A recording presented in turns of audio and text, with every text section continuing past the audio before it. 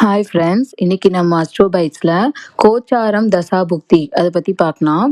So இப்போ வந்து கோச்சாரம் அப்படிங்கிறது எல்லாமே நம்ம டிவியில் நிறைய பார்க்குறோம்ல, யூடியூப்லலாம் பார்க்கும்போது ஏழரை சனி, அஷ்டம சனி, அப்புறம் வந்து குரு பெயர்ச்சி, சனி பெயர்ச்சி, ராகு கேது பெயர்ச்சி, இந்த மாதிரி வர எல்லாமே கோச்சார பெயர்ச்சி. அப்படின்னா வானத்தில் வந்து கிரகங்கள் வந்து மூவ் ஆகிட்டே இருக்கும். அப்போ எந்த ராசியில் இன்னைக்கு எந்த பிளானட் இருக்குது, சனி வந்து மீனத்தில் இருக்குது, ராகு வந்து கும்பத்தில் இருக்குன்றது கரண்டான பொசிஷன் அந்த பிளானட்ஸோடது தான் கோச்சாரம்.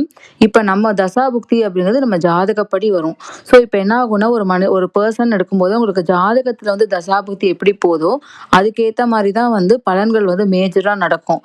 அதனால தான் வந்து கோச்சாரத்தில் பார்த்தோம்னா நம்ம ராசி பலன் அதெல்லாம் சொல்லும்போது ஒரு பலன் சொல்கிறாங்க அப்படின்னா அதில் 1% 2% வேணால் நடக்குமே தவிர அவங்க சொல்கிற எல்லாமே வந்து நமக்கு மேட்ச் ஆகாது, நடக்கவும் நடக்காது. காரணம் நமக்கு அப்போ போகிற தசாபுத்தி என்ன அப்படிங்கிறத பார்க்கணும். தசாபுத்தி தான் வந்து மேஜராக வந்து ப்ளே பண்ணும் ரோல். இப்போ நல்ல தசாபுத்தி நடக்குது அப்படின்னா அப்போ அந்த கோச்சாரம் வந்து நமக்கு ஃபேவராக இருக்கும்போது அது இன்னும் பாசிட்டிவாக கொண்டு போயிடும். அதே கோச்சாரம் நெகட்டிவாக இருந்ததுனாலுமே நம்மளால் அதை ஈஸியாக ஃபேஸ் பண்ணி அந்த பிரச்சனையிலேருந்து வெளியே வந்துடலாம். இப்போ தசாபுத்தி நல்லபடியாக நடக்கும்போது நமக்கு அஷ்டம சனியோ ஏழரை சனியோ வந்தால் கூட நம்மளால் அதை வந்து சமாளித்து அதுலேருந்து ஈஸியாக வெளியே வந்து கொஞ்சம் சமாளித்து வந்துடுவோம். தசாபுத்தியும் மோசமாகி அப்போ ஏழரை சனியும் நடக்கும்போது நம்ம வந்து கஷ்டங்கள் வந்து நமக்கு ஜாஸ்தியாக வரும். ஸோ கோச்சாரம்ங்கிறது வந்து ஓரளவுக்கு ப்ளே பண்ணுமே தவிர தசாபுத்தி வச்சு தான் நம்ம எல்லாமே A to Z வந்து டிசைட் பண்ண முடியும்.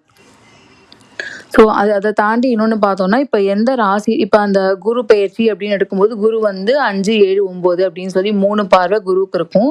அப்போ குரு இருக்கிற இடமோ இல்லை 5, 7, 9ஆம் பார்வைகள் படுற இடமோ வந்து இப்போ நமக்கு தசை நடத்துகிற கிரகம் உட்காந்துதுன்னா அதோட இம்பேக்ட் இருக்குது அப்படின்னு சொல்லலாம். ஸோ அந்த உட்காந்து கிரகத்தோட பார்வை வந்து இப்போ நமக்கு தசை நடத்துகிற கிரகத்துக்கு தசாநாதன்னு பேர். இப்போ ராகு தசை நடக்குதுன்னா ராகு தான் நமக்கு தசாநாதன் நம்ம கட்டத்தில்.